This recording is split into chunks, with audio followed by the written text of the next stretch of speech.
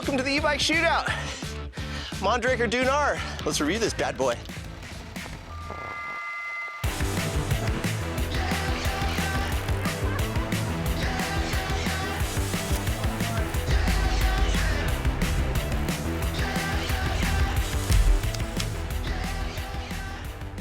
So before we dive into the performance of the Mondraker Dune R, we would like to thank our sponsors for making this 13 bike shootout series possible. We've got a lot of guys out here and have been spending a ton of time over the last couple of months, especially the last 8 days here in Klamath Falls, Oregon, to bring you this series. So without them, we could not make this possible. So show those folks some love. Thank you very much. We have outfitted all of the bikes with an official test tire combo. We've got the Schwalbe radial tires with the Albert Gravity out back and the Magic Mary Gravity up front. Enduro has given us full kits, keeping us looking good and staying warm here on these windy days. Giro has supplied us with shoes and knee pads, keeping us safe when the knees hit the dirt, and I have tested them. And lastly, we would like to thank our host destination once again, Klamath Falls, Oregon. What an awesome place and an amazing trail network, and the Running Y Resort for putting up with us and letting us park these bikes and our dirty bodies. So check out the Running Y Resort. Put Klamath Falls on your mountain biking hit list.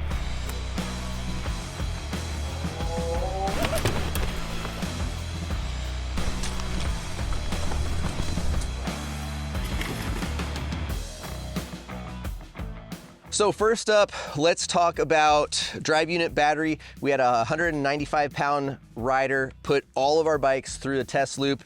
And Sean, why don't you talk about that? Yeah, so that test loop was 13 miles, about 1,300 feet of climbing. And the bikes were mainly ridden in turbo aggressively. The Bosch pre-update burned 300 watt hours of battery, about an hour, 3 minutes to complete that lap. And post-update, things changed vastly. Battery returned almost dead using 388 watt hours of battery, which is actually only 4 watt hours more than the Fazua system. Crazy, yeah. And it was, I think, 4 minutes faster as well. It was definitely the second fastest bike. Okay, And so and that update is only a 5 Newton meter power update, correct? That is correct, yeah. So that's a big change for a small gain, I would say. Well, it also increased the speed limit also. Like pre-update, they were 17 miles an hour. Post-update, it went up to 19, 20 on some bikes. So just those slight changes was enough to just completely destroy a 400 watt hour battery. yeah, it's not exactly set up for massive range if you are looking to maximize that update. But again, if you're looking to just burn like a lunch lap or an after work hour, like really rip it, you can do that. My big takeaway is if you're a rider who wants to use this update, an SL e-bike might not be for you. But again, there's always range extenders. And what we have done is actually, we've left the boost mode to be primarily like that full power go get it mode. And Sean, maybe you can talk about what you've done in the lower modes. I would detune some of the lower power modes. So one of them, I'd go Tour Plus, I set up as 55 Newton meters and 400 watts of peak power. And then next eMTB Plus, I set up as 55 Newton meters and 450 watts of peak power. So like, even just 400 to 450, that power difference was noticeable on our climbs. Both from range and assist feel. Yeah, exactly. And then, I mean, when you switch it into turbo, it's night and day difference even from there. So it's pretty crazy in how easily it is to connect to the bikes, change your power modes on the fly, and just have at it. Yeah, the Bosch e-bike flow app is really nice and intuitive, even for a Luddite like myself, to just go modify what I need to do for the ride. But I guess you'll just want to do that before you drop into a zone like this where there's no cell service. Yep, because on the KX 400 display, we just found out that you need an internet connection to connect to it. Yeah, so, all right, so moving into more climbing performance, let's talk about Giro and suspension platform. Cole? Yeah, so this bike is our only medium on test as far as the paper size numbers on paper goes. I believe it was a 465 mil reach, and for me, the climbing feel and cockpit was really upright. I believe that was partially due to that shorter reach and I would say steeper than average seat tube angle, but that smaller reach didn't really hold me back in any other ways, as we will get into later.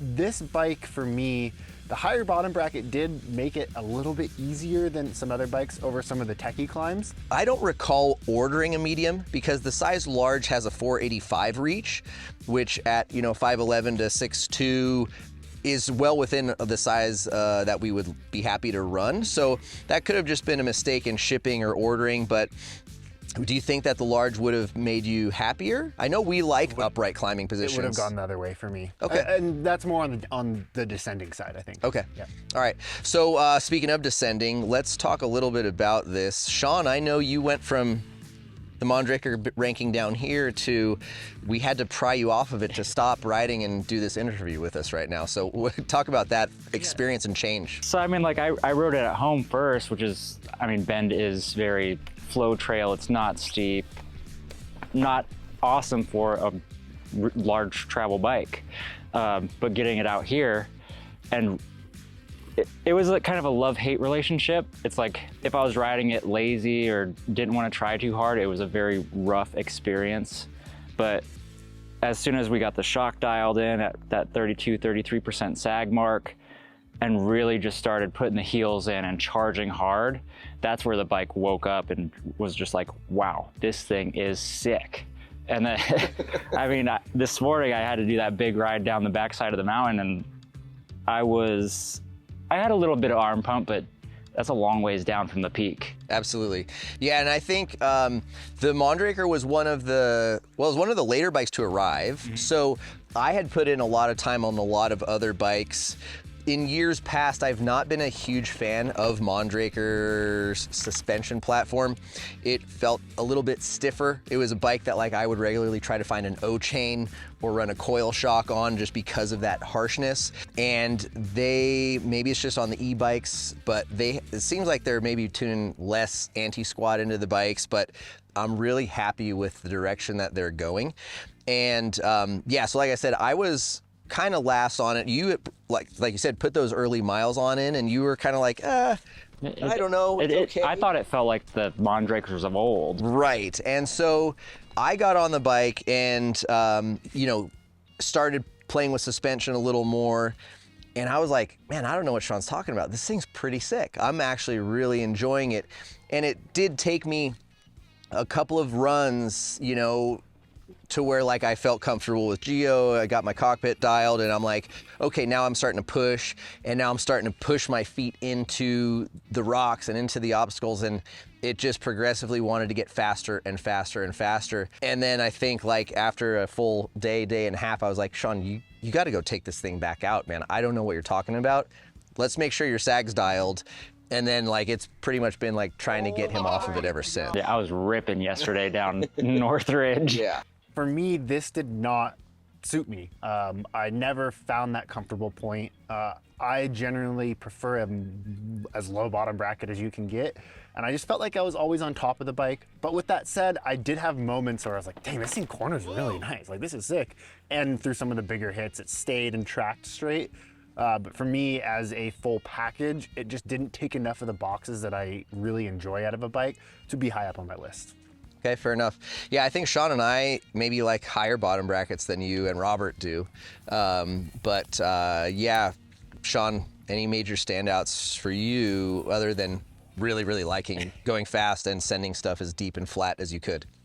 I mean, that sums up a lot of it. I mean, as an overall package, I think it's fairly middle of the road. I mean, you got Maven brakes, they've been working pretty well this trip so far, I think. This set? This set. Okay. And, yeah, not so much all the other sets, but this set was doing all right. Yeah, I mean, like everything's been pretty quiet, stayed tight for the most part. The only thing that I can complain about really is that Bosch rattle. Like when the trail is super quiet, you just hear the like, oh my gosh. And the rebound adjustment. Oh, yeah, well. The rebound adjust is a pretty tough one. I mean, I guess if you own the bike, you may not be adjusting rebound much. I mean, you say you adjust rebound regularly when you're riding, and I guess depending on if I'm hitting like more of a jumpy trail versus a rough trail, I would occasionally make adjustments. But what's happening too is there is a built-in mud flap here, which is awesome. Which is awesome, and I think if you own this bike and had a Vivid specifically on it, you can take a little drill and just drill out a hole big enough for your a flathead screwdriver to go down in there, because the rebound knob has a spot for a flathead. So with that said, you would still have to take the rear tire off, but you would have easier access. I think what I would personally do is I would just carry one dedicated, like, I don't know what it is, a 2.5 mil Allen, because you can just barely get it in there from the side and turn it up and down. So that would probably be what I would do. Then you wouldn't have to take the wheel off. But yeah, nevertheless, it's one thing, we're talking about it a lot, but it's kind of a big thing, I guess. I don't know. I think there was one other thing too that I just remembered. The E13 cranks. We've been having a little bit of issues with pedals wanting to loosen up in them. I think your pedals were loose on this. My pedals were definitely loose on this. And then even on the other bike that has E13 cranks, the left pedal was extremely loose when I went to take it off. A word of caution, if you have E13 cranks, maybe it's not an issue. Maybe, yeah, just keep an eye on that. But it definitely was something, you're right, that those pedals did come loose quite regularly on these cranks. At least 3 times in one ride. Yeah. Other fit and finish things, I like the charge port door cover. I think that's a pretty neat system. It's nice, but I do have concerns about it scratching the paint. If you're, like right now it's pretty dusty, so when you slide it open, if it's not pulled out all the way, you're definitely gonna get some micro scratches there. So what about the rest of the fit finish value of the bike? From when we got it to now, prices obviously went up $1,000. So yeah. So like when I was building out sheets, there were, I think, 3 builds available in the Dune. There was the Dune R, there was an Öhlins build, and there was a Dune RR. Since then, I think the Öhlins build has been axed from the program, and the bike went up $1,000 from $7,999 to $8,999. Like, that big $1,000 price jump and nothing changed on the bike, I think is not awesome. Like, I think at $7,999, it was a solid value. Okay. But Select Plus and mechanical drivetrain, for better or worse, right? It is a lesser value product. And the dropper post has developed a ton of play. yeah, It's like there's some spec issues for that price tag, I think. which, I mean, you know, not to say Mondraker is the only brand who has had a price increase as of late. You know, I think there's a lot of factors going on out there that may be contributing to prices going up everywhere. But yeah, nevertheless, when you're looking at spec to what is out there, you know, especially for the Excel spreadsheet shoppers who are looking at parts, and price tags, like, they're, you know, that is something to think about. Comparing it to like the Revel, for example, for same exact price, ultimate level suspension. Yeah, carbon wheels, you've got, full top of the line drivetrain and all that stuff, for sure. Before we close this thing up, one thing we should, I guess, mention, because I know lots of people talk about it, is the cable routing. What did you guys think of it on this bike? And I haven't really thought about it at all, really. I have had to play with the cables a little bit every time I'd go to adjust the short dropper post. But I mean, really, that's the only thing that I've dealt with. I think that they've done a pretty good job in terms of what's out there with the execution of it, but I would like to see it go away. I don't see a major pro or reason for it, but there it is. They've done a good job of it. The bike is quiet. There's no cable rattling. So there you go. Who's this bike for? Final thoughts. I think somebody that lives where it is steep. They have just steep trails, chunky trails, like trails that make you want to push hard, like really get that suspension to activate. I think if you live anywhere where your terrain's flatter and like flowy, I don't know. I definitely think you got to have more aggressive trails nearby to really get this bike to work. Okay. And for you? I would say exactly the same. It's not a bike that wants to be ridden softly. It wants to be pressed into, ridden aggressively, and you're rewarded for that. So I would say, aside from the trails, it's for the more advanced rider. Okay. Yep. I think this bike really is at home in the fast and the chop. Like, that is where I was most happy. Even like, I really thought it was great on flat corners. Like, there is some, you know, there's a lot of like nice berms, but on some of the more natural trails where there would just be you know, this nice, beautiful dirt that we've been having here, like just putting that foot down and weighting the bike, and it just held a line so nicely. And when you're just kind of like, you know, I just like kind of like bouncing on bikes and trying to like float over stuff, just finding little pockets, like little lips and landings.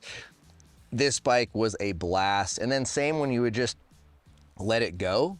If there was stair steps coming, just put your heels down, push through your legs, and just let the bike plow. So yeah, if you're a rider who's, you know, wanting to spend a little time to get that suspension dialed into a happy spot, and you like going fast and over chop, Mondraker is for sure something to I guess to consider, because it's a pretty sweet machine. So that is the Mondraker Dune R. Stay tuned as we work our way through the rest of the series. Thanks again to Schwalbe, Enduro, Giro, the Running Y Resort, and Klamath Falls. Make sure you guys subscribe to not miss any more of the videos in this series. Thanks for watching. We'll see you on the trails.